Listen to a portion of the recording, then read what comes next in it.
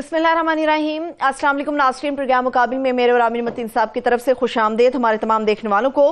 پاکستان مزید کسی بھی ایسے حادثے کا متحمل نہیں ہو سکتا، سب کو ایک ہونا ہوگا اور ایک ہو کر فیصلہ کرنا ہوگا، بالکل اسی طرح سے جس طرح سے 2014 میں اندر پشاور کے حوالے سے کیا گیا تھا۔ وزیر اعظم شہباز شریف صاحب آج جب کوئٹہ پہنچے تو کوئٹہ اجلاس میں خطاب کے دوران انہوں نے یہ تمام تر گفتگو کی، لیکن یہ بھی یاد رکھیں کہ بلاول بھٹو زرداری بھی اس معاملے پر بولے، اور لیکن انہوں نے مطالبہ کیا کہ اس وقت قوم کو ایک نیشنل ایکشن پلان 2 کی ضرورت ہے، اس کو بنایا جائے۔ تحریک انصاف نے اے پی سی کا مطالبہ کیا ہے کہ تمام سیاسی جماعتوں کو اکٹھا کیا جائے، لیکن ساتھ ہی انہوں نے کہا کہ جی عمران خان صاحب کی پیرول کے اوپر رہائی بھی ہونی چاہیے، اور جو فیصلہ سازی ہو اس کے اندر بھی عمران خان صاحب کو جو ہے وہ شامل رکھا جانا چاہیے۔ یہ وہ معاملات ہیں جس کے اوپر اس وقت جعفر ایکسپریس حملے کے بعد مکمل تر گفتگو کا رخ مڑ چکا ہے۔ اس کے اوپر ہم عامر صاحب سے بات کرنے جا رہے ہیں۔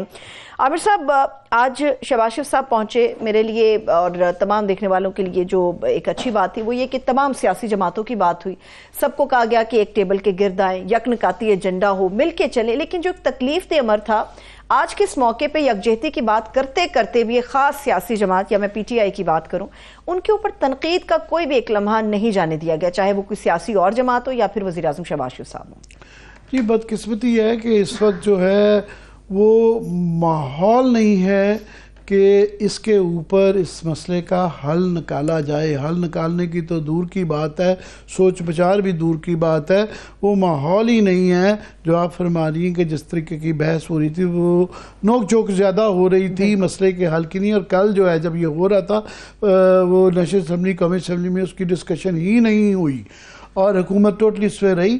مگر یہ واقعہ بہت ہی ایک اہم واقعہ ہے کہ ویسے تو کئی دہائیوں سے ہمارے ہاں دہشت گردی کی لہر چلتی رہتی ہے، جو ہے 60,000 80,000 لوگ جو ہیں وہ اس پہ مارے جا چکے ہوئے ہیں، مگر کچھ واقعات بڑے ہوتے ہیں۔ 71 کے بعد جو بڑے واقعات ہوئے ہیں اس کے اندر جس طرح GHQ پہ حملہ تھا، مہران ایئر بیس پہ حملہ تھا، APS بہت بڑا واقعہ تھا، تو یہ بھی اسی لیول کا ایک بڑا واقعہ ہے، یہ چھوٹا واقعہ نہیں ہے۔ ٹرین کو جس طریقے سے پلان کر کے جس بڑے سکیل کے اوپر تباہ کیا گیا، جتنی اموات ہوئیں اور جس طریقے سے کی گیا، اور اس سے پوری دنیا بھر میں جو ہے ہمارے متعلق ایک تاثر یہ قائم کرنے کی سازش کی گئی کہ جی ہم بڑے کمزور ہیں، اور اس کے بعد ایک پروپیگنڈا بھی کیا گیا سارا۔ تو اس لیے یہ بڑا ہی اہم ہے۔ ہمیں صرف امید یہ ہے کہ جس طرح یہ کلیم کیا جا رہا ہے کہ یہ معاملہ ختم ہو گیا، یہ ختم کیا گیا ہوگا، اب آفٹر میتھ اس کا کیا ہے، اس کے متعلق سوچ بچار کیا ہے۔ ایک صرف یہ نہیں ہے کہ یہ ون آف ایک واقعہ نہیں ہے، یہ اس کا ہمیں وہ پورا تناظر دیکھنا پڑے گا۔ آپ کو بلوچستان کا بھی دیکھنا پڑے گا، پاکستان کا بھی دیکھنا پڑے گا، اور پھر خطے اور دنیا کے پس منظر میں بھی کیا ہو رہا ہے، اس کی جو ٹینٹیکلز جو ہیں، اس کی وہ تانے بانے ہر طرف ہیں۔ تو میں بلوچستان سے تھوڑا سا شروع کروں گا۔ اگر آپ اجازت دیں تو اپنے مہمان کو بھی میں انٹروڈیوس کرا دیتی ہوں، وہ اس معاملے میں ہمارے ساتھ شامل رہیں گے۔ سینئر صحافی و تجزیہ کار زاہد حسین صاحب نے ہمیں جوائن کیا ہے، سر بہت شکریہ آپ کے وقت کے لیے۔ جی عامر صاحب۔ جی، زاہد حسین جو ہیں یہ کیونکہ نہ صرف کہ صحافی تو ہیں ہی ہیں، یہ کتابوں کے آتھر بھی ہیں، اور سیکیورٹی کا ان کا جو ہے وہ اسپیشلائزیشن ہے، اور اس لیے زیادہ بڑے کینوس پہ اس پہ بات کریں گے۔ مگر زاہد آپ کی اجازت سے میں صرف 2-4 منٹ اس کے اوپر 2-3 منٹ بات کرنا چاہوں گا کہ اس کو جس طرح میں نے کہا کہ بلوچستان اور پاکستان کی سیاست کی پس منظر میں اور دنیا اور خطے کی اس میں دیکھنا پڑے گا۔ بلوچستان کا یہ اب سے نہیں، یہ کئی دہائیوں سے سلسلہ چل رہا ہے، خاص طور پہ اکبر بگٹی کی میں اسیسینیشن ہی کہوں گا، اس واقعے کے بعد سے اب تقریباً 20 سال ہو گئے ہیں۔ تو یہ وہاں پہ ایک ڈس امپاورمنٹ ہے، وہاں پہ آپ نے یہ وہاں پہ ہمیشہ سے 3 قسم کی بلوچستان میں سیاسی پارٹیاں ہیں۔ ایک وہاں پہ نیشنل مین سٹریم پارٹیاں ہیں جو کہ اب نہیں رہیں، جو مین سٹریم کے چند لوگ آپ کو وہاں پہ پارلیمان میں نظر آتے ہیں جنہوں نے مسئلہ حل کرنا ہے، سیاستدانوں نے کرنا ہے نا. ہم اس کی ایڈمنسٹریٹو سولوشن کی بات کر رہے ہیں، ہمیں پولیٹیکل سولوشن جب تک نہیں کیا جائے گا اس وقت اس کا مسئلے کا حل نہیں ہوگا. اور جنہوں نے کرنا ہے پولیٹیکل مسئلہ، میں وہ پہلے بلوچستان کی تھوڑی سی صورتحال بتانا چاہوں گا، پھر اسلام آباد کی، پھر زاہد سے بھی پوچھیں گے. بلوچستان میں یہ ہے کہ جو قومی پارٹیوں کے اندر وہاں پہ نا قومی پارٹیاں وہاں رہ نہیں گئی، جو بھی وہاں پہ الیکٹ ہوتا ہے جیسے کیسے بھی وہ قومی پارٹیوں میں گورنمنٹ بنا لیتا ہے. اور وہ جو اس دفعہ پیپلز پارٹی میں ہے وہ پچھلی دفعہ اگر وہ پی ٹی آئی کی تو وہ پی ٹی آئی میں چلے جاتے، اس سے پہلے نون میں چلے جائے، وہ مشرف میں چلے گئے. وہی لوگ ہیں، یا سرداران ہیں یا وہ نوابین ہیں یا وہ اپنے ٹھیکیداروں کی بھی ایک بریڈ آ چکی بھی ہے. باقی وہاں پہ جو ہے مذہبی جماعتیں ان کا بھی بڑا رول کم ہو گیا ہے. جے یو آئی جو ہے وہ اسی لیے ناراض رہتی ہے کہ وہ 20-30 سال بعد وہ بھی پاور سرکل سے آؤٹ ہے. اور پھر قومیت پسند جو پارٹیاں ہیں وہاں کی جو نیشنلسٹ بلوچ نیشنلسٹ پارٹیز ہیں اور جو پختون نیشنلسٹ جس طرح کے پشتونخوا ہے محمود خان اچکزئی کی، وہ بھی اس وقت نہ وہ بلوچستان میں گورنمنٹ میں ان کی نمائندگی ہے نہ اسلام آباد میں ان کی نمائندگی ہے. تو کون ایک پاور ویکیوم ہے. اور یہ ایک جو 20 سال سے آپ لوگ جو کر رہے ہیں بات کون کس سے کرے گا؟ ان کی لیجیٹمیسی کے مسئلے ہیں. عام جب ایسے مسئلے آتے ہیں تو آپ جو شدت پسند لوگ ہمیشہ ہوتے ہیں یا ہمیشہ رہے ہیں، مگر آپ کو اکثریت کو ساتھ لے کے چلنا ہوتا ہے. اکثریت کو جب یہ احساس ہو کہ ان کی نمائندگی نہیں ہو رہی، ان کے جو لوگ ان کو نمائندہ کر رہے ہیں ان کے لیجیٹمیسی کے مسائل ہیں، وہ ہمارے اصلی نمائندے نہیں ہیں، پھر آپ شدت پسندی والے ان کے ساتھ مل جاتے ہیں. اور یہ ایک تاریخ کا بنیادی سبق ہے. یہی صورتحال جو ہے اسلام آباد کی میں بات میں آؤں گا. میں زاہد سے چاہوں گا کہ زاہد مجھ سے بھی شاید بہتر سمجھتے ہیں بلوچستان کی اور یہ نیشنل سچویشن. آپ زاہد ذرا بتائیے گا کہ بگ پکچر میں بلوچستان کے اس واقعے کو رکھتے ہوئے آپ کیا کہیں گے؟ 2-3 چیزیں بہت اہم ہیں یہاں پہ. یہ ایک بہت بڑا واقعہ ہے، یہ آپ کی بات بالکل صحیح ہے کہ اس قسم کے جو واقعات ہوئے ہیں جیسے پشاور پہ اسکول پہ حملہ تھا، آرمی اسکول پہ، پھر جی ایچ کیو میں، اور اسی قسم کا ایک بہت بڑا دہشت گردی کا واقعہ ہے. لیکن اس کو تھوڑا سا اور بھی دیکھ لیں کہ پچھلے ہم چند سالوں میں دیکھتے ہیں خاص طور پہ جو بلوچستان میں دہشت گردی کی اس قسم کی کارروائیاں بہت بڑھتی جا رہی ہیں. جو پیچھے ابھی اگر آپ نے دیکھا ہوگا کہ یہ اسٹڈی جو آئی تھی کہ اس سال صرف جنوری میں جو 75% اضافہ ہوا ہے دہشت گردی کی کارروائی میں پاکستان میں، اور جس میں 62% جو ہے بلوچستان میں ہوئی. اصل مسئلہ جو ہے بالکل صحیح آپ کی بات ہے کہ ہم صرف اس کو دہشت گردی کے یا لا اینڈ آرڈر کے اس میں سے نہیں دیکھ سکتے. ٹھیک ہے، ایک بہت بڑا مسئلہ ہے، اس سے نمٹنا چاہیے. اس قسم کے واقعات کا جو ہے وہ کوئی بھی اسٹیٹ جو ہے اس کو قابل نہیں کر سکتی ہے. لیکن سب سے بڑی بات یہ ہے کہ یہ بلوچستان میں جس طرح کا یہ واقعہ ہے وہ میں سمجھتا ہوں بنیادی طور پہ وہ سیاسی مسئلہ ہے. اور جب تک ہم اس چیز کو نہیں دیکھیں گے، صرف ہم ایک واقعے کو دیکھ کے کہیں گے ہم یہ کر دیں گے. آج میں سن رہا تھا وزیر اعظم کی تقریر کوئٹہ میں، وہی دہرا رہے تھے کہ جی بہت بیکورڈ ہے، ہم ساتھ لے کے چلیں گے، یہ کریں گے. اور اس قسم کی چیزیں آپ بھی سنتے رہے ہیں، میں بھی سنتا رہا ہوں، مختلف حکمرانوں کی یہی باتیں جو ہے دہراتے رہتے ہیں. اصل مسئلہ جو آتا ہے کیا اس کو ہم ڈیل کر رہے ہیں. یہ بات بالکل صحیح ہے کہ مجھے اب یاد آ رہا ہے کہ میں ٹھیک 20 سال پہلے میں وہاں ڈیرہ بگٹی گیا ہوا تھا. اس زمانے میں چیزیں جو ہے بڑھتی جا رہی تھی، ایک لحاظ سے کشیدگی کی فضا تھی، اور میں نے آ کے اس میں بہت کچھ لکھا بھی تھا. اس وقت میں اس کو دوبارہ پڑھ رہا تھا میری نیوز ویک میں اور نیوز لائن میں جو آئی تھی، اس میں میں دیکھ رہا تھا کہ حالات اس وقت سے اتنی خراب چلے آ رہے تھے جو کہ اب ہم نظر آتی اور زیادہ خراب ہوتے جا رہے ہیں. اس وقت بھی جب آپ اس سے بات کرتے تھے لوگوں سے جو اس وقت کرتا دھرتا تھے اس وقت کے، تو وہ بھی یہی کہتے تھے کہ حالات ٹھیک ٹھاک ہو جائیں گے اور یہ چند تشدد یہ لوگ ہیں اور جن کو غیر ملکی امداد ملتی ہے یہ وغیرہ وغیرہ. ابھی بھی یہی بات آتی ہے کہ غیر ملکی امداد ٹھیک ہے، یقینی طور پہ میں اس پہ انکار نہیں کر رہا ہوں کہ جو ہے اس پہ کوئی ایکسٹرنل سپورٹ نہیں ہے، لیکن اصل دیکھنا چاہیے کہ کیوں ہو رہے ہیں. آپ دنیا میں کہیں یہ نہیں ہو سکتا ہے کہ دہشت گردی یا ملیٹنسی کے خلاف یا سیپریٹزم کے خلاف جو ہے آپ عوام کی حمایت کے بغیر لڑائی لڑ سکتے ہیں. اس میں کوئی بحث ہی نہیں ہے کہ اس کے اندر انٹرنیشنل اور ہمارے دشمن عناصر ہیں اور شر پسند عناصر ہیں. اس کے اندر جو ہے بالکل بھارت کا بھی رول ہوگا ہے، بلکہ بالکل اس کے اندر شواہد بھی موجود ہیں. مگر یہ آپ دیکھیں اسی ہفتے کے اندر ٹی ٹی پی کا بھی جو بنو میں ہوا، ان کی بھی تواتر کے ساتھ کیپیسٹی بھی بڑھتی جا رہی ہے اور وہ ان کا اس کی سکیل بھی بڑھتا جا رہا ہے.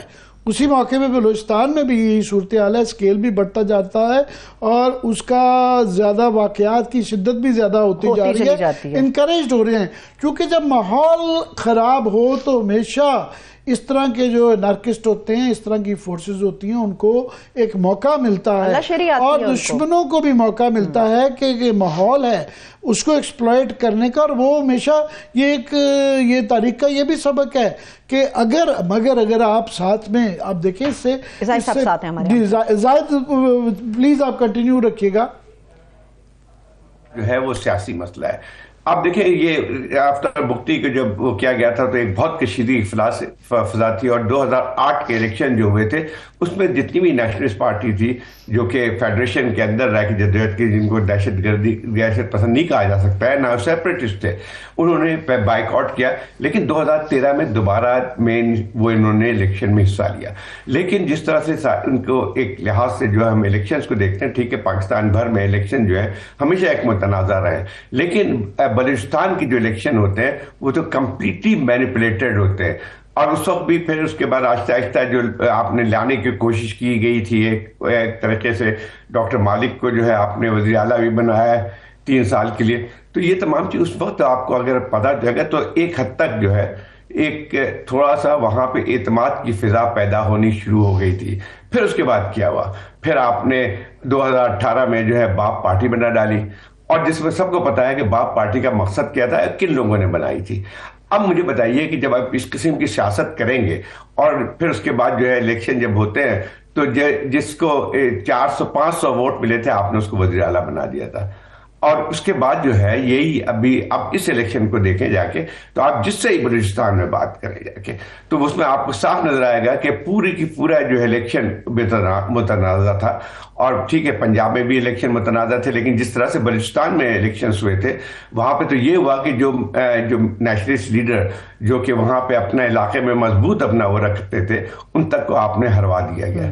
اور اس کے بعد جو ہے ایک ایسے لوگوں کو لے کے آئے جو کہ ایک اطاعت پسند جس کو کہتے ہیں. تو آپ مجھے بتائیے، میں زائد اس سے پیچھے بھی جانا چاہوں گا کہ جو 1988 بھی ایک کٹ آف پوائنٹ تھا کہ بے نظیر جب یہاں اسلام آباد میں پرائم منسٹر بنی تو اس وقت نواب اکبر بگٹی صاحب چیف منسٹر وہاں بنے.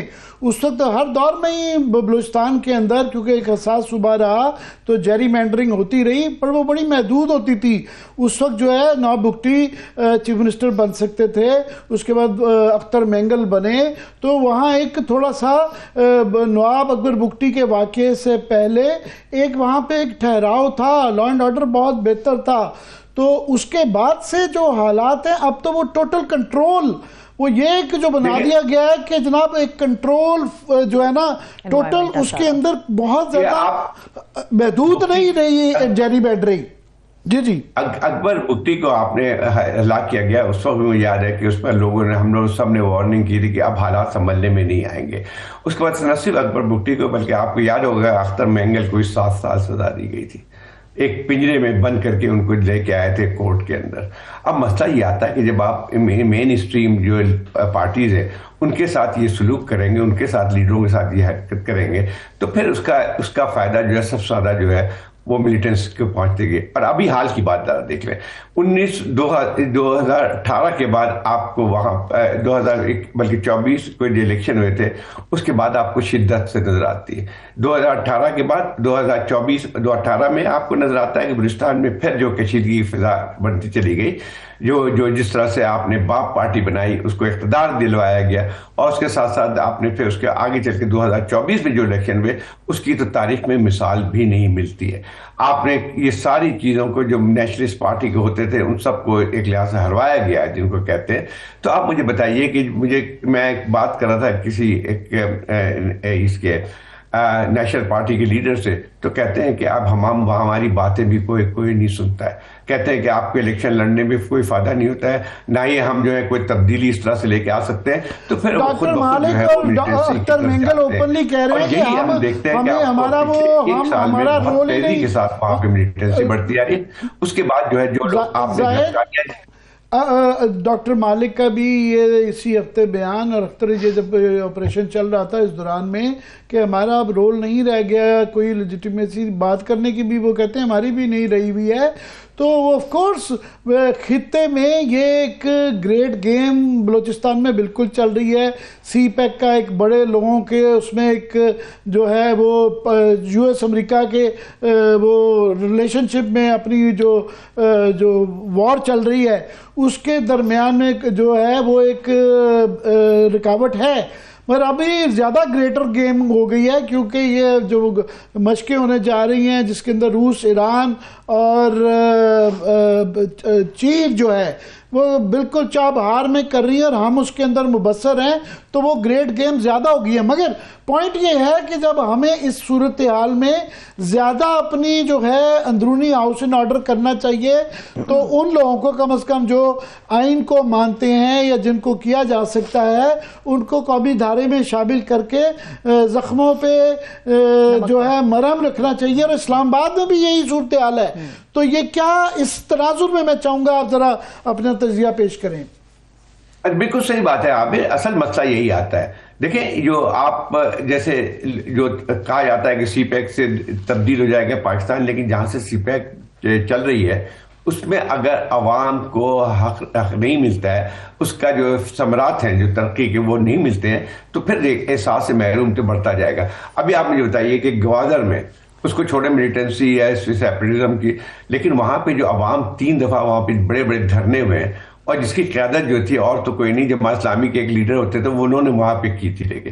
تو ایک لحاظ سے جذبات عوام کے بہت زیادہ شدید ہوتے جا رہے ہیں وہاں پہ, کیونکہ ان کو احساس یہ ہوتا ہے کہ وہ اپنی زمین میں ان کو وہ حق نہیں مل رہا ہے جو کہ ان کو ملنا چاہیے تھا.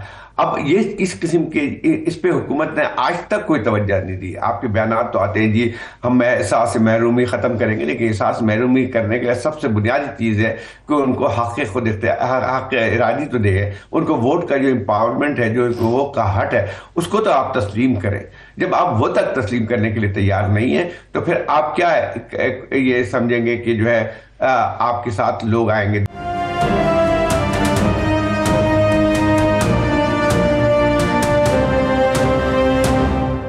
اس وقت جو ہے قومی صورتحال بھی تھوڑی سی اس میں ڈسکشن کر لی جائے. بہت بڑی بات تھی میرا خیال 73 کے آئین کے بعد پہلی دفعہ تمام سیاسی پارٹیاں متفق تھیں, تمام طبقے, علماء بھی شامل تھے, سول سوسائٹی بھی شامل تھی.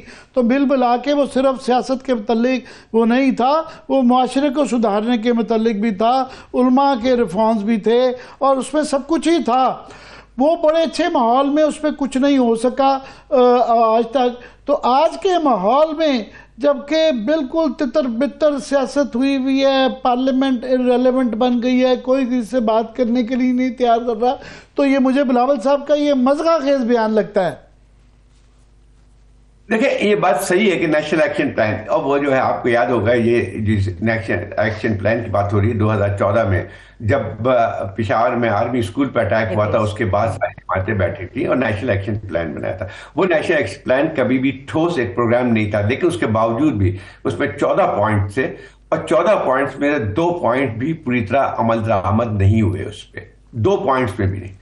تو آپ کیا امید کرتے ہیں کہ کس طرح سے دہشت گردی کو ختم کریں گے؟ دیکھیں دہشت گردی جو ہے اس کی جو وجوہات کو جب تک آپ نہیں پہنچیں گے, اس کو ایڈریس نہیں کریں گے, جب تک آپ ختم نہیں کر سکتے. ٹھیک ہے آپ کو جو ہے یہ کینیٹک جو ہے آپشن ہوتا ہے آپ کے پاس, آپ یوز کرتے ہیں اس کو تاکہ جو ہے جہاں پہ جو ہے یہ کلاس سے جو ہے انسرجنس کا قبضہ ہو جاتا ہے, لیکن اصل جو ہے وہ آپ دوسرے بھی طریقے استعمال کرتے ہیں. ایک تو سب سے بنیادی چیز آتی ہے کہ کسی ملک کے اندر یہ ٹیررزم جو ہے وہ صرف فوج نہیں لڑ سکتی ہے. فوج کے پاس تو صرف یہی ہوتا ہے کہ کہیں پہ اگر کوئی واقعہ ہوتا ہے تو وہاں جا کے اس کو وہ کر سکتی ہے, لیکن یہ لڑائی جو ہے وہ آپ کو جب تک سویلین جو آپ کی یہ لا انفورسمنٹ ایجنسیز ہیں وہ اس پہ اکوپ نہیں ہوں گی, پولیس ہو یا جو ہے آپ کی کاؤنٹر ٹیررزم ڈپارٹمنٹ ہے, آج کی صورتحال کیا ہے کہ وہ کام ہی نہیں کر سکتے ہیں، لیکن بلوچستان میں تو اس کی بھی گنجائش نہیں ہے۔ نہیں، یہ مسئلہ تو جو اسلام آباد، میں نے کہا زاہد اسلام آباد میں بھی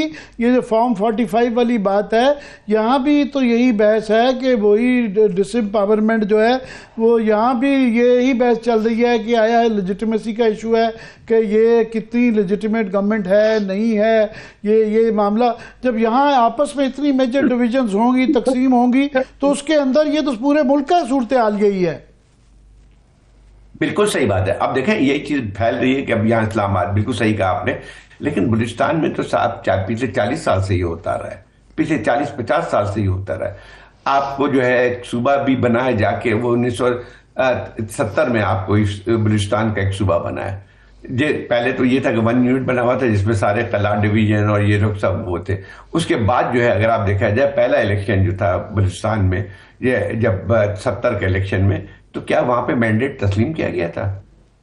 7 مہینے حکومت نہیں چلی تھی مینگل کی، اور اس کے بعد جو ہے وہ وہاں ڈیزالو کر دی جاتی ہے، وہاں ملٹری آپریشن ہوتا ہے، وہ سلسلہ چلتا رہتا ہے۔ پھر ایک ایسا وقت اس میں ظاہر ایک اور اہم، اگر 70s میں جائیں گے تو پھر ایک اور بہت امپورٹنٹ پہلو جو آج کی جنریشن کو شاید یاد نہیں رہتا کہ نواب اکبر بھٹی جو اس وقت جو ہے بلوچ نیشنلسٹوں کے ولن بنے تھے، وہ گورنر بنے تھے جب گورنمنٹ توڑی گئی تھی جو ہے طاولہ مینگل کی، تو وہ گورنر بن گئے تھے، جس کی وجہ سے بلوچ جو قومیت پرست تھے انہوں نے ان کو پسند نہیں کیا تھا، اور انہوں نے 50-60 سال جو ہے سوئی کی گیس جو ہے پورے پاکستان کو جو ہے وہ استعمال، خاص طور پہ پنجاب میں وہ ہوتی رہی، اور انہوں نے ان کی صرف ڈیمانڈ کیا ہوتی تھی کہ مجھے اپنے علاقے میں مجھے آپ تنگ نہ کریں، اور وہ جو پی نٹس مانگتے تھے جس کے اوپر مشرف صاحب نے ان سے ناراض ہو کے تو یہ سارا آپریشن کروا دیا، اور نواب بگٹی کے متعلق اپنے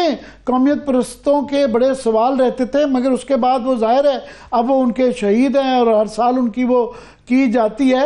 سو یہ ایک بیک گراؤنڈ بھی ہے، پر میں چاہوں گا اس کو آپ ذرا انٹرنیشنل، چونکہ دنیا بھر میں بھی اس وقت جو تبدیلیاں ہو رہی ہیں، نیٹو تقریباً ٹوٹ چکا، نیفٹا ٹوٹ چکا، اور ایک گریٹ گیم ساری جو چل رہی ہے، تو اس واقعے کو جو اس وقت پارٹ ٹسل چل رہی ہے، انٹرنیشنلی چل رہی ہے، تو اس میں وہ ہم کیسے فٹ ان ہوتے ہیں، اچھے برے کیا اثرات اس پہ پڑتے ہیں؟ دیکھیں بات صحیح ہے کہ جو تبدیلیاں آ رہی ہیں، خاص طور پہ افغانستان میں جنگ، امریکہ کی جنگ ختم ہونے پہ، امریکہ کے جانے کے بعد سے، اور اس کے بعد اب آپ دیکھتے ہیں کہ بہت ساری چیزیں اور تبدیل ہو رہی ہیں، تو اس کے ساتھ اس خطے بھی پڑیں گے۔ اور دوسری بات یہ ہے کہ یہ جو حالات ہیں آج کل کے، اس میں آپ اگر ملک کے اندر اسٹیبلٹی نہیں ہوتی ہے تو اس کو میں اس بات سے انکار بالکل نہیں ہے کہ جو بلوچستان کے واقعات ہوں یا جو ہے کے پی کے واقعات ہوں یا اس قسم کی دہشت گرد تنظیمیں جو ہیں کبھی آئسولیشن میں کام نہیں کرتی، ان کو ہمیشہ جو ہے کہیں نہ کہیں ایک ذریعوں سے امداد، بیرونی ذرائع سے امداد ملتی ہے، تبھی وہ سروائیو کر سکتے ہیں۔ لیکن اصل جو بنیادی آتی ہے کہ جب اس قسم کے کھیل کھیلنے کی اجازت لوگ ان ممالک کو باہر کے یا ایکسٹرنل پاورز کو ملتی ہے، اس وقت ملتی ہے جبکہ حالات یہاں کے ٹھیک نہیں ہو۔ جب حالات اگر اندر اسٹیبل ہوتی ہیں، پولیٹیکلی آپ مضبوط ہوتے ہیں، تو پھر کوئی بھی آپ کے یہاں مداخلت نہیں کر سکتا ہے۔ اور اس وقت جو ہے یقینی طور پہ آپ اس وقت ہمارے اسٹیٹ جو ہے سب سے کمزور نظر آتی ہے ہمیں، تو اس کی وجہ سے یہ پھر واقعات بھی اس قسم کے بڑھتے ہیں۔ اور بالکل صحیح بات ہے کہ بلوچستان میں جو واقعات ہو رہے ہیں اس میں اگر ان کو ہتھیار کی سپلائی یا فائنینشیل سپورٹ باہر سے نہیں ملتی ہے تو شاید نہیں رہیں گے۔ لیکن ایک بہت بڑا سوال پیدا ہوتا ہے کہ اس قسم کے کبھی بھی جب تک مقامی لوگوں تک آپ کو ان کو حاصل نہیں ہوتی ہے، ایک لحاظ سے مدد کہہ لیں یا جو ہے ان کے اندر بے چینی نہیں ہوتی، تو پھر وہ کامیاب بھی نہیں ہو سکتے۔ بلوچستان میں اگر آپ دیکھیں تو سب سے بڑا مسئلہ یہی آتا ہے کہ آپ کی اس وقت جو ہے ایلینیشن پبلک کی، اس سے زیادہ میں نے زندگی میں نہیں دیکھی تھی۔ بلوچستان میں ہمیشہ ایک رہا ہے، ایک ایلینیشن کا فرق رہا ہے، لیکن اس وقت سب سے زیادہ ہے۔ اس کے بعد اگر آپ دیکھیں ذرا اس کو تناظر میں جو آپ کہہ رہے ہیں، یہاں علاقے میں خطے میں جو تبدیلی آ رہی ہے اور آئندہ چند سالوں میں جو آنے کی امید ہے، تو وہ اس میں آپ کے لیے، پاکستان کی اسٹیٹ کے لیے ایک بہت بڑا ایک خطرہ، ایک چیلنجز جو ہے بہت زیادہ بڑھ کے آئیں گے۔ آپ کے جو ہے ایران کے اندر افغانستان جو آپ سمجھتے تھے کہ وہاں پہ جو ہے طالبان کی حکومت آنے کے بعد سے آپ کا ویسٹرن بارڈر جو ہے وہ سیکیور ہو جائے گا، تو وہ نہیں سیکیور ہے. اور وہ جب جہاں پہ کوئی وہاں اس قسم کے حالات ہوتے ہیں تو وہیں سے جو ہے اور زیادہ سپورٹ بھی مل جاتی ہے. لیکن اب دوسری ایک اور بات بھی آتی ہے کہ جو اس وقت پاکستان جو ہے میں سمجھتا ہوں کہ خارجی طور پہ اس وقت جو ہے جتنی آئسولیٹ اب نظر آتی ہے پہلے کبھی بھی نہیں تھی. آپ کی جو ہے آپ مجھے بتائیے کہ اس وقت آپ کے جو خلیجی ممالک ہیں اس کے ساتھ بھی آپ کے تعلقات خراب ہو گئے. اس کے علاوہ جو ہے آپ کے تینوں بارڈر میں سے کوئی بھی آپ کو یہ نہیں کہہ سکتے ہیں کہ ایک دوستانہ بارڈر ہو. ایسٹرن بارڈر تو آپ کو پتا ہے کہ کیا صورتحال ہے اس وقت. ٹھیک ہے ایک نو وار اور نو پیس کی صورتحال ہے, لیکن اس کے ساتھ جو ویسٹرن بارڈر ہے اس وقت سب سے زیادہ ہمارے یہاں اس وقت جو ہے اس وقت جس کو کہتے ہیں کہ سب سے ہاٹ یا سب سے زیادہ جو ہے آپ کے لیے مسئلہ بنا ہوا ہے. اس کے بعد ایران کے ساتھ آپ کی بہت بڑی بارڈر لگتی ہے. اس سے بھی ہماری یہ نہیں کہا جا سکتا ہے کہ کمپلیٹلی وہاں بھی سکون ہے, کیونکہ دوسری طرف بھی بارڈر میں جب آپ دیکھیں تو وہاں پہ اس قسم کے واقعات نظر آتے ہیں جہاں پہ بلوچ جو یہ سیپریٹسٹ ہیں ان کو بھی جگہ یہ ملتی ہے. لیکن تو یہ اس وقت آئسولیٹڈ بھی ہیں اور ولنریبل بھی ہیں کہ اقتصادی جو معاملات ہیں کہ ہم رول اوورز پہ ڈول بچاتے ہیں, آئی ایم ایف کا وہ مل جانے پہ ہی خوش ہوتے ہیں. سو اکنامیکلی بھی ڈیپینڈنٹ ہیں, سیکورٹی وائز بھی اس وقت ولنریبل ہیں, پولیٹیکلی بھی ولنریبل ہیں. تو یہ جو ٹرائنگولر جو یہ ولنریبلٹی ہے اس طرح کی تو بڑے میرا خیال بہت عرصے اس طرح کی بڑے عرصے بعد اتنی زیادہ ہم ولنریبلٹی کا ایک جو ہے نا وہ پرفیکٹ سٹارم. ہاں بالکل صحیح بات. دیکھیں اس وقت ہمارے میں یہ کہتا ہوں سیاسی طور پہ ہمیشہ کوئی نہ کوئی ہمارے پاس ایک بحرانی صورتحال رہتی ہے, پرپیچول کرائسس کی اسٹیٹ میں. لیکن اس وقت جو آپ کو چیلنجز ہیں اس میں میرے خیال اس کی مثال کم ملتی ہے ہماری تاریخ میں. ایک تو ایک نہ صرف یہ کہ سیاسی طور پہ آپ کے ایک کوشچنیبل مینڈیٹ کے ساتھ ایک حکومت ہے, پھر اس کے بعد جو ہے آپ کی جو ہے ایک کریڈیبلٹی جو ہے آپ کے جو اداروں کی جو ہے وہ کمزور ہو گئی ہے. پھر آپ نے جو ہے اس وقت پورے اسٹیٹ کانسٹیٹیوشن ہے ایک تو زائد یہ ہم نے بات کی کہ تشخیص جب تک نہیں ہوگی تو علاج نہیں ہو سکتا. ہم نے long term mid term solution کی بھی کی, مگر شارٹ ٹرم کے اندر جو ہے آپ کے خیال میں کیا ہمیں حکومت کو ریاست کو فوری طور پہ کرنا چاہیے؟ دیکھیے سب سے پہلے یہ بات ریئلائز کریں کہ ایک سیاسی مسئلہ ہے بلوچستان کا. میں بلوچستان کے حوالے سے اگر بات کروں, بلوچستان میں ایک سیاسی مسئلہ ہے, اس کو سیاسی طور پہ حل کرنے کی کوشش کریں, ان کے احساس محرومی دور کرنے کی کوشش کریں اور اس کے لیے کوئی ٹھوس قدم اٹھائیں. صرف یہ نہیں ہے کہ جب اس قسم کے واقعات ہوتے ہیں تو وزیر اعظم صاحب اٹھ کے چلے جاتے ہیں اور پھر وہی جو پرانی اور کسی پٹی تقریر کر کے آ جاتے ہیں کہ ہم جو ہے بلوچستان کے بغیر ترقی نہیں کر سکتے, لیکن اس کے ثمرات بھی ملنے چاہیے. تو یہ ایک تو یہ بنیادی. دوسری بات ہے کہ وہ اس کو ملک کی پوری صورتحال سے علیحدہ نہیں کیا جا سکتا ہے بلوچستان کو. اس وقت دیکھیں کے پی کی صورتحال اور زیادہ خطرناک نظر آتی ہے, اور اس وقت جو ہے اس میں اس لیے بھی تیزی کے ساتھ خراب ہو رہی ہے کہ ایک جو صوبہ ہے سب سے زیادہ متاثر ہے دہشت گردی میں, اس کا اور فیڈرل گورنمنٹ کے ساتھ مستقل ایک ٹکراؤ نظر آتا ہے. تیسری بات یہ ہے کہ جو آپ کی خود فیڈرل گورنمنٹ جس کا مقصد یہ ہوتا ہے کہ وہ اس چیز کو اکٹھا کرے, اس وقت ہمیں اسٹیٹمنٹ شپ کی ضرورت ہے, ہمیں ایسی قیادت کی ضرورت ہے جو کہ اس نازک صورتحال کے ساتھ کیا ہی بہتر ہوتا ظاہر, کیا ہی بہتر ہوتا کہ اگر پرائم منسٹر بالکل اچھا کیا کہ وہ کوئٹہ چلے گئے, ساتھ میں وہاں پہ اسی میٹنگ کے اندر جو وہاں پہ وہ قوتیں ہیں سیاسی قوتیں جو کہ پاکستان کے آئین میں بلیو کرتی ہیں ان کو بھی بلاتے, رابطہ کرنے کی کوشش کرتے, اور اسلام آباد میں بھی جو سیاسی مخالف ہیں یا اپوزیشن ہے ان کو بھی بٹھایا جائے اور سب سے بات کی جائے. اور وہ بالکل وہ نیشنل ایکشن 2 تو ہونا چاہیے, مگر اس کے لیے پہلے ایک ماحول بنانے کی ضرورت ہے. اس کے لیے کیا ماحول بنانے کے لیے کیا ضروری ہے؟ اس کے دیکھیں میرے خیال گورنمنٹ سنجیدہ نہیں ہے. آج 2 تقریریں آپ اٹھا لیں آپ ان کی. ایک تو خواجہ آصف ڈیفنس منسٹر, ان کی تقریر اٹھا لیں آپ وہاں پہ قومی اسمبلی میں, بجائے اس کے کہ ایک ان کی حیثیت ڈیفنس منسٹر کی اس پہ تقریر کرتے, صورتحال کی سنگینی سے کرتے, نیشنل اسمبلی کو اعتماد میں لیتے کہ کیا کیا ہو رہا ہے. ان کی پوری تقریر وہی گھسی پیٹی جو ہے تنقید دوسری جماعت پہ, یہ کیا انہوں نے, وہ کیا, یہ نہیں کیا. تو مجھے تو لگ نہیں رہا تھا کہ کوئی ایک ایسا لیڈر جو ہے تقریر کر رہا ہے جو کہ ان حالات کی نزاکت کو سمجھنے سے قاصر ہے، بجائے اس کے وہ تقریر کرنے کے کہ بھائی ملک کو کن چیلنجز کے سامنے ہے، اس سے کیسے نپٹا جا سکتا ہے، کیسے اکٹھا کیا جائے لوگوں کو، ایک اس میں کوئی لائعمل دینے کی بات ہوتی تو پوری تقریر گالم گلوچ کے علاوہ کچھ بھی نہیں تھی۔ دوسری بات میں اس کے وزیر اعظم کی تقریر بھی سن رہا تھا، اس میں بھی آدھا وقت جو ہے اپنی پرانی کئی حکومتوں کی جو ہے کارنامے گنانے لگے، اور اس کے ساتھ آدھا حصہ باقی حصہ جو ہے وہ تنقید پہ گزرا کہ جو ہے کیا فلانے ان سے پہلے جو حکومت آئی تھی اس نے کیا غلطیاں کی تھی کیا نہیں کیا۔ اصل مسئلہ یہ نہیں ہے۔ مجھے دونوں تقریر سن کے اتنی زیادہ ایک مایوسی ہوئی کہ ان حالات میں کوئی ملک ہوتا تو اس وقت قوم کو متحد کرنے کی بات کرتا، ان میں کوئی لائحمل کرنے کی بات کرتا، کوئی جو ہے یہ بات کرتا کہ ہم ان چیزوں سے کیسے نپٹیں گے، اور پھر یہ کوئی اور بھی اس قسم کی بات کرتا کہ سیاسی طور پہ ایلینیشن ختم کرنے کی بات کرتا ہے، وہ نہیں تھی۔ بالکل زاہد، جو بنیادی سب سے اہم بات یہ ہے کہ اس طرح کی یہ جو جنگیں ہوتی ہیں یہ کائنیٹک وار سے یا فوج کے صرف اس سے نہیں حل ہو سکتی۔ اس کے لیے آپ ایک ہولسٹک قسم کی پالیسی بنانی ہوتی ہے جس کے اندر سارا معاشرہ اس کے اوپر اکٹھا ہو کے لڑتا ہے، جس کے اندر سیاسی مخالف بھی ہوتے ہیں، سیاست کے علاوہ پھر سول سوسائٹی بھی ہوتی ہے، عوام بھی ہوتی ہے، جوڈیشری بھی ہوتی ہے، پارلیمان بھی ہوتی ہے، بیوروکریٹس بھی ہوتے ہیں، صحافی بھی ہوتے ہیں۔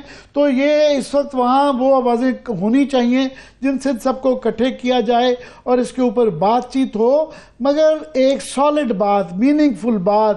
یہ لڑائی جڑائی والی تقریریں، نوک جھوک والی تقریروں سے کام نہیں چلے گا۔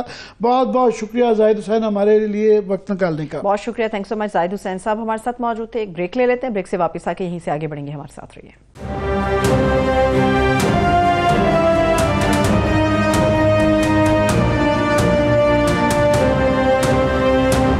بریک کے بعد ایک مرتبہ پھر سے خوش آمدید کہیں گے۔ ابھی ہمیں جوائن کیا ہے، ہمارے ساتھ مہمان ہیں ہمارے بیرسٹر ابوذر سلمیان نیازی۔ بہت شکریہ نیاز صاحب، تھینک سو مچ آپ کے وقت کے لیے۔ عامر صاحب، بلوچستان کے اوپر تو بات کی، ذرا پولیٹیکل اور نیشنل اسمبلی کے اندر جو کچھ ہوا یہیں سے آگے بڑھتے ہیں۔ جی، یہ بلوچستان پالیٹکس، نیشنل اسمبلی، یہ ساری ایک ہی چیز سے جڑے ہوئے ہیں۔ تو بیرسٹر ابوذر سلمان ان کو آج وکیل کے طور پہ بھی بلایا، مگر یہ چونکہ ابھی پی ٹی آئی کے رہنما بھی ہیں، تو میں پہلے چاہوں گا کہ ذرا خواجہ آصف صاحب کا کلپ جو انہوں نے پارلیمان میں آج قومی اسمبلی میں کہا ہے، یہاں لا کے بسانے کا بھی جو الزام ہے نا انہوں نے پی ٹی آئی کے اوپر لگایا کہ دہشت گردوں کو دوبارہ سرزمین پہ بسایا۔ بیرسٹر صاحب، یہ الزام آپ پہ یہ جو لگ رہے ہیں، آپ اس پہ کیا جواب دیں گے؟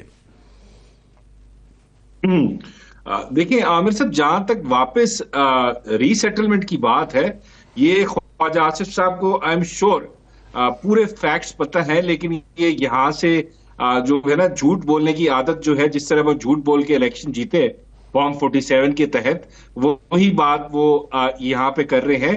دیکھیں 2021 جون میں جنرل فیض صاحب، جنرل باجوہ صاحب نے، یہ عمران خان صاحب نے مجھے خود بات بتائی ہے، مراد سعید اور پیر نور الحق قادری صاحب کی موجودگی میں بات کی تھی کہ امریکن وڈرال کے بعد یہاں پہ ہم ری سیٹل کریں گے لوگوں کو جو افغانستان چلے گئے۔ تو وہاں پہ جب مراد سعید صاحب کی طرف سے سوالات کیے گئے اور خان صاحب کی طرف سے سوالات کیے گئے، تو جنرل باجوہ صاحب کے پاس اور جنرل فیض صاحب کے پاس کوئی تسلی بخش جواب نہیں تھا کہ ہم کیسے لا اینڈ آرڈر سچویشن خراب ہو جائے گی۔ پھر نومبر میں دوبارہ ایڈجرن ہوئی میٹنگ، دوبارہ ہوئی، پھر ان سوالات کے جواب نہیں تھے اور کوئی فیصلہ نہیں ہوا تحریک انصاف کی طرف سے کہ ٹی ٹی پی کو یا کسی کو یہاں پہ ری سیٹل کرنا ہے۔ لیکن پھر حکومت چلی گئی، آپ کو یاد ہوگا، پاکستان تحریک انصاف کی، اور پھر یہاں پہ ری سیٹلمنٹ شروع ہوئی اور ہمارے یہاں کے لوگ خود گئے افغانستان، وہاں پہ ٹاکس کی جب حکومت شہباز شریف صاحب کی تھی جولائی 2022۔ اس وقت ایشو کیونکہ ٹی ٹی پی سے زیادہ بلوچستان کا ہاٹ ہے، تو اس پہ دوسرا سوشل میڈیا کے حوالے سے آصف صاحب، عامر صاحب بات کر رہے ہیں اس کی، یہ ری سیٹلمنٹ کی۔ میں صرف کلیئرٹی دے رہا تھا کہ ری سیٹلمنٹ شہباز شریف صاحب کی گورنمنٹ میں ہوئی۔ مراد سعید صاحب نے، آپ کو یاد ہوگا، بڑی آواز اٹھائی، سوات میں لوگوں کو موبلائز کیا اس ری سیٹلمنٹ کے خلاف، تو اس دن سے اس کی یہ دشمن ہوئی پوری مشینری، اور وہ بندہ تب سے جو ہے اس کی جان کو خطرہ ہے۔ آپ نے وہ ساری چیزیں ریکارڈ کا حصہ ہے، یہ الزام لگانا تحریک انصاف پہ غلط ہے۔ جہاں تک دیکھیے بلوچستان ایشو کی بات ہے، ہم اس ایکٹ کو جو ہے یہ ٹیررزم ہی سمجھتے ہیں اور اس کو کنڈیم بھی کرتے ہیں, اور ہمیں اس بات کی خوشی ہے کہ ہماری جو فورسز ہیں انہوں نے بڑی بہادری سے اس پہ لڑا اور جو تھا لوگوں کو وہاں سے چھڑایا اور وہاں سارے ایشو کو ریزالو کیا. لیکن ساتھ ساتھ یہ بات بہت ضروری ہے کہ ہمیں سمجھنے کی ضرورت ہے کہ بلوچستان ایشو جو ہے وہ ایک simple law and order situation نہیں ہے, اس کا ایک پولیٹیکل فیلئر بھی وہاں پہ ایگزسٹ کرتا ہے جس کو ہم نے ایڈریس کرنا ہے. وہاں پہ سکسیسو گورنمنٹ جتنی بھی بنی ہے ابھی تک, وہاں پہ دھاندلی ہوئی. ابھی بھی جو چیف منسٹر ہے سرفراز بگٹی, میں بالکل کنوکشن کے ساتھ کہتا ہوں وہ الیکشن ہارا ہوا ہے, اس کو انسٹال کیا گیا, فارم 47 کی پیداوار ہے. جب آپ بلوچستان وہ اس وقت کیونکہ ہمارے پروگرام میں ہم ایک ہی فارمیٹ اس طرح کے ایک ہی طرف کے لوگ بلاتے ہیں, تو وہ کیونکہ جواب دینے کے لیے یہاں پہ نہیں ہے. مگر ایک اور ایشو ہے ابوذر, وہ یہ کہ پی ٹی آئی کے حوالے سے جو بھی آپ اٹھا کے میڈیا دیکھ لیں کہ جو بحث بھی ہو رہی ہوتی ہے, زیادہ تر 80% پروگرام وہ آپ کی لڑائیوں کے متعلق آپسی ہو رہی ہوتی ہے. فلانے نے فلانے کو کہہ دیا, فلانے نے فلانے, میں نام نہیں لے رہا, کہ اس نے اس پہ الزام لگا دیا, اس نے اس پہ الزام لگا دیا. تو یہ اس سے کب آپ جان چھڑا پائیں گے کہ آپ آگے لڑائی کر سکیں؟ دیکھیں عامر صاحب, بات یہ نہیں ہے آپ اس کی لڑائی کی, میں آپ کو بتا رہا ہوں اگر بلوچستان جو کرائسس ہے اس کا ہمیں کوئی وائبل سولوشن چاہیے تو سب سے پہلے تو ہمیں بلوچستان کے اندر جو الیکشن ہو وہ فری اینڈ فیئر ہو, تاکہ وہاں کی جو آبادی ہے وہ ڈپرائیوڈ فیل نہ کرے, وہ الوفت فیل نہ کرے. جب آپ وہاں پہ اس پاپولیشن کے اندر جو سینس آف ڈیپریویشن ہے اس کو ختم کریں گے, اور اس کے ساتھ ساتھ وہاں کے جو ٹرو ریپرزنٹیٹو ہے ان کو الیکشن جیتنے دیں گے, تو ان کی آواز اسمبلی تک پہنچے گی, پاور کوریڈورز تک پہنچے گی. تب ہی آپ افیکٹولی لبریشن آرمی سے خلاف پوری دنیا کی ہسٹری دیکھ لیں, تامل کی دیکھ لیں, آئی آر اے کی دیکھ لیں, سوڈان میں دیکھ لیں, کولمبیا میں دیکھ لیں, لبریشن آرمی سے خلاف جنگ تب بھی ایک قوم نے جیتی ہے جب وہاں کی لوکل پاپولیشن آپ کے ساتھ تھی.